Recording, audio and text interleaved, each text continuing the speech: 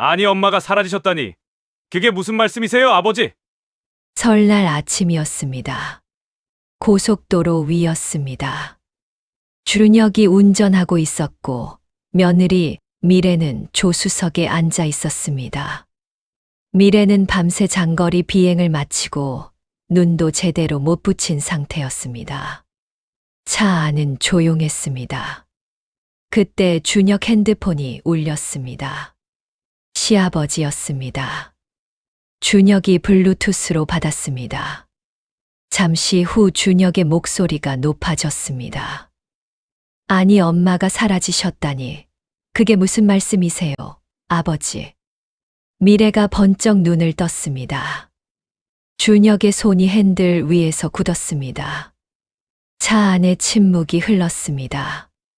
제 이름은 이순자, 올해 72입니다. 저는 그날 새벽 52년을 살아온 그 집에서 처음으로 도망쳤습니다. 어떻게 이렇게 됐는지 처음부터 말씀드리겠습니다. 저는 20에 이 집에 시집 왔습니다. 중매였습니다. 신랑감이 좋다고 했습니다. 서울 사람에 직장도 있고 번듯한 집안이라고 했습니다. 그 말이 전부였습니다.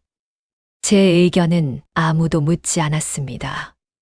시집 온 첫날부터 알았습니다. 이 집이 어떤 집인지. 시아버지는 무서운 분이었습니다. 밥상에 숟가락 하나 잘못 놓여도 불호령이 떨어졌습니다. 여자가 집안일 하나 제대로 못해. 남편도 마찬가지였습니다. 아버지 앞에서는 꼼짝도 못하면서 제 앞에서는 큰 소리 쳤습니다. 어머니한테 배워. 어머니는 그러지 않았어. 그 어머니, 그러니까 제 시어머니도 평생 그렇게 사셨더군요. 저는 그게 당연한 줄 알았습니다. 그때는 다들 그렇게 살았으니까요. 명절이 되면 더 힘들었습니다. 차례 준비는 전부 제 몫이었습니다. 새벽 4시에 일어나서 전을 부치고 탕을 끓이고 과일을 깎고 제사상을 차렸습니다. 남편은 아버지와 거실에서 TV를 봤습니다. 아들은 늦잠을 잤습니다. 그래도 괜찮았습니다. 그게 제 자리라고 생각했으니까요. 그런데 한 가지 평생 마음에 걸리는 게 있었습니다. 시리누이 정숙 형님이었습니다. 형님은 저보다 6살 위였습니다. 남편의 누나였습니다. 형님은 공부를 잘하셨다고 했습니다. 학교 선생님이 집에 찾아와서 이 아이는 꼭 공부를 시켜야 한다고 했을 정도였다고요. 하지만 형님은 중학교에서 끊겼습니다. 시할아버지가 말씀하셨답니다. 여자가 무슨 공부냐? 시집이나 잘 가면 되지. 형님은 16에 시집을 갔습니다. 원하지 않는 결혼이었습니다. 형님네 시댁도 만만치 않았습니다. 평생 고생하며 사셨습니다. 그런 형님이 저를 처음 봤을 때 이렇게 말씀하셨습니다. 옳게 이 집에서 살려면 마음을 비워. 기대하면 힘들어. 그 말이 52년 동안 제 마음속에 있었습니다. 형님은 제 유일한 이해자였습니다. 남편도 아들도 그 누구도 제 마음을 몰랐지만 형님만은 알았습니다. 명절에 형님이 오시는 날이면 저는 조금 숨을 쉴 수 있었습니다. 옳게 나왔어. 같이 하자. 형님은 항상 부엌으로 먼저 들어오셨습니다. 아무도 시키지 않았는데요. 우리 둘이 나란히 전을 부치며 이야기를 나누는 시간이 명절 중 유일하게 행복한 시간이었습니다. 세월이 흘렀습니다. 형님은 시댁 근처 인천에 살고 계셨습니다. 바닷가 마을이었습니다. 형님네 가족은 달랐습니다. 형님 아들 내외는 명절에도 형님을 편하게 해드렸습니다. 형님 며느리는 부엌 일을 나눠서 했고 형님 아들은 설거지를 했습니다. 저는 가끔 그게 부러웠습니다. 하지만 그게 가능한 집도 있다는 걸 알면서도 제 집에서는 꿈도 꾸지 못했습니다. 아들 준혁이 결혼한 건 7년 전이었습니다. 며느리 미래는 승무원이었습니다. 남편은 처음부터 못마땅해 했습니다. 승무원이 뭐야? 맨날 집을 비우잖아. 저는 오히려 좋았습니다. 당차고 씩씩한 아이였거든요. 그런데 문제가 생겼습니다. 명절이었습니다. 미래는 승무원이라 명절 스케줄이 있었습니다. 장거리 비행을 마치고 오는 날이 하필 설날 당일인 경우가 많았습니다. 남편이 한마디 했습니다. 며느리가 명절에 비행기를 타. 그게 말이 돼. 준혁은 아버지 앞에서 고개를 숙였습니다. 죄송합니다, 아버지. 미래는 아무 말도 못했습니다. 그날 밤 미래가 혼자 부엌에서 설거지를 하는데 훌쩍이는 소리가 들렸습니다. 저는 부엌 앞에서 그 소리를 들으며 52년 전 제 모습이 떠올랐습니다. 시집 온 첫 명절 혼자 부엌에서 울던 그때의 저요. 가슴이 먹먹했습니다. 그때 결심했습니다. 미래만큼은 저처럼 살게 하지 말아야겠다고. 하지만 어떻게 해야 할지 몰랐습니다. 52년을 그렇게 살아왔으니까요. 올해 설날 전날 밤이었습니다. 미래가 장거리 비행을 마치고 새벽 2시에 집에 들어왔습니다. 준혁은 자고 있었습니다. 남편도 자고 있었습니다. 저 혼자 기다리고 있었습니다. 미래가 현관문을 열었습니다. 눈 밑이 거뭇했습니다. 얼굴이 창백했습니다. 어머니, 아직 안 주무셨어요? 응. 밥 먹었어요? 기내식 먹었어요. 어머니도 주무세요. 미래는 씻고 방으로 들어갔습니다. 저는 부엌으로 갔습니다. 내일 차례 준비를 시작해야 했습니다. 새벽 3시였습니다. 전 부칠 재료를 꺼내면서 생각했습니다. 저 아이가 몇 시간 후에 또 이 부엌에 서 있겠구나.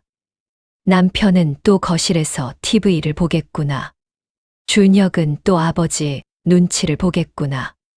그리고 저는 또 52년 전처럼 혼자 차례 준비를 하겠구나. 갑자기 눈물이 났습니다. 저 때문이 아니었습니다. 미래 때문이었습니다. 제가 이 집에서 버텨온 52년이 미래한테도 똑같이 반복되는 게 너무 미안했습니다. 저는 부엌 불을 껐습니다. 방으로 들어가서 가방을 챙겼습니다. 형님 전화번호를 눌렀습니다. 형님, 저 지금 가도 돼요? 형님은 아무것도 묻지 않았습니다. 와, 기다릴게. 저는 새벽 4시에 집을 나왔습니다. 택시를 탔습니다. 인천으로 가달라고 했습니다. 차창 밖으로 서울 거리가 지나갔습니다. 설날 새벽이었습니다. 거리는 텅 비어 있었습니다.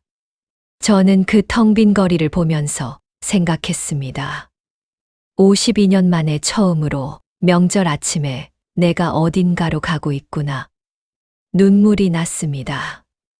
하지만 나쁘지 않은 눈물이었습니다. 인천에 도착했습니다.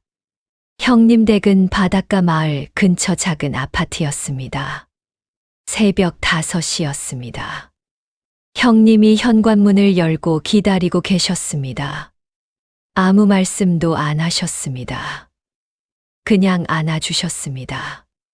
저는 형님 품에서 엉엉 울었습니다. 72살 노인이 78 노인 품에서 우는 모습이 우습기도 했습니다. 형님이 토닥여 주셨습니다. 잘 왔어, 옳게. 잘 왔어. 형님이 따뜻한 대추차를 내주셨습니다. 저는 소파에 앉아서 차를 마셨습니다. 형님 댁은 조용하고 따뜻했습니다. 창문 너머로 인천 바다가 보였습니다. 설날 새벽 바다는 고요했습니다. 형님, 저 너무 지쳤어요. 알아. 나도 그랬어. 미래한테 너무 미안해요. 제가 52년을 그렇게 살았으니까 며느리도 당연히 그래야 하는 줄 알고 있었던 것 같아요. 그게 싫었어요. 제 자신이. 형님이 제 손을 잡았습니다. 옳게 잘못한 거 없어. 우리가 그렇게 살도록 만들어진 세상이 잘못한 거지. 한참을 울었습니다. 52년 만에 처음으로 마음껏 울었습니다. 준혁한테 문자를 보냈습니다. 나 형님 댁에 있다. 찾지 마라. 차례는 너희끼리 해라. 준혁한테서 전화가 왔습니다. 받지 않았습니다. 남편한테서 전화가 왔습니다. 받지 않았습니다. 형님이 말씀하셨습니다. 오늘은 그냥 쉬어. 전화 안 받아도 돼. 저는 처음으로 명절 아침에 아무것도 하지 않았습니다. 전을 부치지 않았습니다. 탕을 끓이지 않았습니다. 제사상을 차리지 않았습니다. 그냥 소파에 앉아서 창문 밖 바다를 바라봤습니다. 얼마나 지났을까요? 형님네 가족이 일어나기 시작했습니다. 형님 아들 내외와 손자 둘이었습니다. 형님 며느리가 부엌으로 들어갔습니다. 형님 아들도 따라 들어갔습니다. 옳게 차례 준비할게요. 좀 더 쉬세요. 형님 아들이 말했습니다. 어머니는 오늘 손님이에요. 앉아 계세요. 저는 그 모습을 보며 가슴이 뭉클했습니다. 형님이 제 옆에 앉으셨습니다. 봐봐, 저렇게 하면 되는 거야. 저는 아무 말도 못했습니다. 형님네 차례는 간단했습니다. 차례상에 올라온 음식은 많지 않았습니다. 과일 몇 가지, 전 몇 가지, 탕 하나. 하지만 모두가 함께 준비했습니다. 형님 아들이 저를 올렸습니다. 며느리도 함께 저를 올렸습니다. 손자들도 나란히 절을 했습니다. 차례가 끝났습니다. 형님 며느리가 말했습니다. 어머니, 오늘 날씨 좋은데 바닷가 나갈까요? 형님이 웃으셨습니다. 그러자. 손자 옳게도 같이 가자. 저는 깜짝 놀랐습니다. 설날에 바닷가요? 형님이 말씀하셨습니다. 설날이 어때서서? 우리 가족 쉬는 날이야. 1시간 후 우리는 바닷가에 나갔습니다. 인천 바닷가였습니다. 겨울 바다였습니다. 바람이 차가웠습니다. 하지만 햇살은 맑았습니다. 형님 손자들이 뛰어다녔습니다. 모래사장에서 뛰고 파도를 피하며 웃었습니다. 형님 아들이 아이들과 함께 뛰었습니다. 형님 며느리가 그 모습을 찍었습니다. 형님과 저는 나란히 바다를 바라봤습니다. 바람이 머리카락을 흩날렸습니다. 저는 생각했습니다. 이게 명절이구나. 누군가 희생하지 않아도 되는 명절. 모두가 함께 웃을 수 있는 명절. 형님이 말씀하셨습니다. 옳게, 바다 좋지? 네, 형님. 이렇게 좋은 줄 몰랐어요. 나도 처음엔 몰랐어. 우리 아들이 데려와 줬어. 명절에 바닷가 가자고. 처음엔 이상했어. 명절에 이러면 안 되는 줄 알았거든. 근데 이게 맞더라고. 가족이 함께 행복한 게 명절이지. 누군가 부엌에서 죽어나는 게 명절이 아니잖아. 저는 그 말을 듣고 눈물이 났습니다. 맞는 말이었습니다. 52년 동안 저는 명절이 두려웠습니다. 명절이 다가오면 몸이 먼저 반응했습니다. 손이 거칠어지고 허리가 아프고 잠이 안 왔습니다. 그런데 지금 이 순간 저는 바다 앞에 서 있었습니다. 차가운 바람이 뺨을 스쳤습니다. 파도 소리가 들렸습니다. 처음으로 명절이 아름다웠습니다. 형님 손자가 달려왔습니다. 할머니, 조개 있어요. 형님이 쪼그려 앉아 조개를 보셨습니다. 어머, 예쁘다. 할머니 줄 거야? 네. 형님이 웃으셨습니다. 아이처럼 해맑게 웃으셨습니다. 저는 그 모습을 보며 생각했습니다. 형님도 저처럼 오래 참고 사셨구나. 그런데 지금은 저렇게 웃고 계시구나. 나도 저렇게 웃을 수 있을까? 바닷가에서 2시간을 보냈습니다. 형님 며느리가 컵라면을 사왔습니다. 바닷가 편의점에서 산 것이었습니다. 설날에 컵라면이라니. 저는 웃음이 났습니다. 형님이 말씀하셨습니다. 옳게 먹어봐. 바닷가에서 먹는 컵라면이 제일 맛있어. 저는 평생 설날에 컵라면을 먹어본 적이 없었습니다. 뜨거운 국물이 목으로 넘어갔습니다. 맛있었습니다. 진심으로 맛있었습니다. 형님이 웃으셨습니다. 맛있지? 네, 형님. 진짜 맛있네요. 그게 맛있는 게 아니야. 편한 게 맛있는 거야. 저는 그 말이 오래 남았습니다. 편한 게 맛있는 거야. 52년 동안 저는 편한 적이 없었습니다. 그래서 맛있는 적도 없었던 것 같았습니다. 오후가 됐습니다. 준혁한테서 문자가 왔습니다.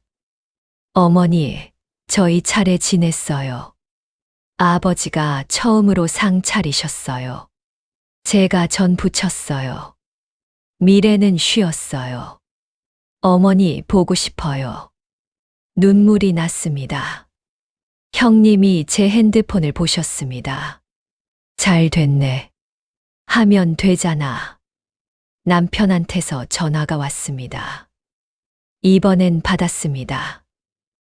여보, 오랫동안 말이 없었습니다. 미안해. 52년 만에 처음 듣는 말이었습니다. 고작 2글자였지만 그 2글자가 52년의 무게였습니다. 저는 아무 말도 하지 않았습니다. 그냥 울었습니다. 남편도 전화기 너머에서 조용히 울고 있었습니다. 형님이 제 어깨를 두드려 주셨습니다. 저는 바다를 바라보며 울었습니다. 겨울 바다는 그래도 파란색이었습니다. 저녁이 됐습니다. 형님과 함께 집으로 돌아갈 준비를 했습니다. 형님이 코트를 입으시며 말씀하셨습니다. 옳게, 나도 같이 갈게. 형님, 괜찮아요. 저 혼자 가도 돼요. 아니야. 내 동생 얼굴 좀 봐야겠어. 형님이 웃으셨습니다. 하지만 눈빛은 단호했습니다. 저는 형님의 그 눈빛을 알았습니다. 말리면 안 되는 눈빛이었습니다. 형님네 아들이 차로 데려다 줬습니다. 집에 도착했습니다. 현관문을 열었습니다. 준혁이 뛰어나왔습니다. 어머니, 미래도 나왔습니다. 눈이 빨개져 있었습니다. 어머니, 죄송해요. 제가 몰랐어요. 어머니가 얼마나 힘드셨는지. 미래 씨가 뭘 몰라요. 내가 미안하지.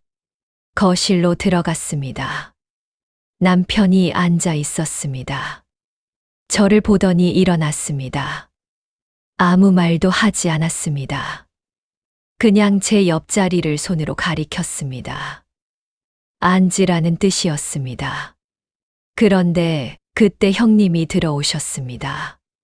남편이 형님을 보더니 굳었습니다. 누나. 형님이 남편을 똑바로 보셨습니다. 노인아. 남편이 예전부터 누나 앞에서는 꼼짝을 못했습니다. 아무리 권위적인 사람도 누나 앞에서는 작아졌습니다. 너 오늘 순자한테 미안하다고 했냐? 했어, 누나. 평생 고생시켰으면 그 말 한 번으로 끝인 줄 알아? 남편이 아무 말도 못했습니다. 형님이 소파에 앉으셨습니다. 나 오늘 여기서 잘 거야. 할 말 많으니까. 준혁이 놀랐습니다. 고모, 여기서요? 너희 아버지한테 할 말이 많아. 오늘 다 해야겠어. 남편 얼굴이 굳었습니다. 누나, 설날에. 설날이 어때서서? 설날이라서 더 좋아. 형님이 저를 보며 웃으셨습니다. 옳게, 우리 오늘 저녁은 시켜 먹자. 치킨 어때? 저는 웃음이 터졌습니다. 설날 저녁에 치킨이라니. 하지만 기분이 좋았습니다. 미래가 밝은 표정으로 말했습니다. 고모님, 제가 시킬게요. 뭐 드시고 싶으세요? 치킨이지 뭐. 설날엔 치킨이야. 그날 저녁 우리는 처음으로 설날에 치킨을 먹었습니다. 형님이 남편 앞에서 하나씩 말씀하셨습니다. 노인아, 너 기억나? 내가 공부하고 싶다고 했을 때 아버지가 뭐라고 했는지. 남편이 조용히 고개를 끄덕였습니다. 그 집딸로 태어나서 나는 하고 싶은 거 하나도 못했어. 너는 아들이라서 다 했잖아. 형님, 그런 집에서 자란 내가 순자한테 똑같이 했잖아. 그게 잘못된 거야. 남편이 아무 말도 못했습니다. 형님이 계속하셨습니다. 순자가 50년 넘게 이 집에서 뭘 했는지 알아? 새벽부터 일어나서 밥 차리고 명절마다 혼자 다 하고 내 눈치 보면서 살았잖아. 남편 눈가가 붉어졌습니다. 나는 그게 보기 싫었어. 순자 볼 때마다 어릴 때 내 모습 같았어. 형님 목소리가 조금 떨렸습니다. 우리 엄마도 그랬거든. 평생 그렇게 살다 가셨어. 거실이 조용해졌습니다. 남편이 천천히 말했습니다. 누나, 미안해. 그리고 순자한테도 미안해. 형님이 한숨을 쉬셨습니다. 이제라도 알았으면 됐어. 근데 말로만 하면 안 돼. 내년 설날엔 내가 차례상 차려. 남편이 놀랐습니다. 내가. 순자는 쉬어야 해. 준혁이 옆에서 말했습니다. 아버지, 저도 도울게요. 같이 해요. 남편이 한참 있다가 고개를 끄덕였습니다. 알겠어. 형님이 저를 보며 웃으셨습니다. 옳게 들었지? 저는 눈물을 닦으며 웃었습니다. 네, 형님. 그날 밤 형님은 정말로 우리 집에서 주무셨습니다. 저와 형님은 나란히 누워서 오래 이야기를 나눴습니다. 어릴 때 이야기, 시집살이 이야기, 자식 이야기를 나눴습니다. 형님이 말씀하셨습니다. 옳게, 나 사실 오늘 바닷가에서 너 보면서 좋았어.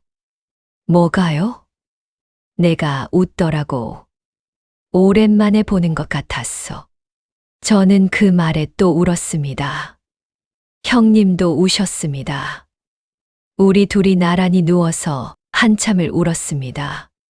그러다가 웃었습니다. 이 나이에 뭘 이렇게 우냐고 웃었습니다. 다음 날 아침이 됐습니다. 형님이 일어나시더니 부엌으로 가셨습니다. 옳게, 우리 오늘 아침은 내가 할게. 형님, 제가 앉아 있어. 저는 처음으로 아침상을 받았습니다. 형님이 차려주신 아침이었습니다. 간단한 것들이었습니다. 계란 프라이, 김치, 된장국. 하지만 그 아침이 52년 중에 가장 맛있었습니다. 형님이 말씀하셨습니다. 편한 게 맛있는 거야. 그 말이 맞았습니다. 형님은 오전에 돌아가셨습니다. 가시면서 남편한테 마지막으로 한마디 하셨습니다. 노인아, 잘해. 남편이 고개를 끄덕였습니다. 형님 차가 떠났습니다. 저는 한참 차가 사라진 방향을 바라봤습니다. 저는 72살입니다. 이 나이에 처음으로 명절에 바다를 봤습니다. 설날에 컵라면을 먹었습니다. 설날에 치킨을 먹었습니다. 52년 만에 처음으로 명절이 즐거웠습니다. 여러분께 말씀드립니다. 명절은 누군가의 희생으로 만들어지는 것이 아닙니다. 며느리도 쉬어야 합니다. 시어머니도 쉬어야 합니다. 도망치는 것이 때로는 가장 용감한 일이 될 수 있습니다. 곁에 내 마음을 알아주는 사람 한 명이면 충분합니다. 그리고 말씀드리고 싶습니다. 여러분 곁에 오래 참고 사신 어머니가 계신다면 오늘 이렇게 말씀해 주세요. 어머니, 올해 명절은 저희가 할게요. 어머니는 쉬세요. 그 한마디가 누군가의 52년을 위로할 수 있습니다. 이것이 72살 시어머니가 생애 처음으로 설날 아침에 도망친 이야기입니다. 감사합니다.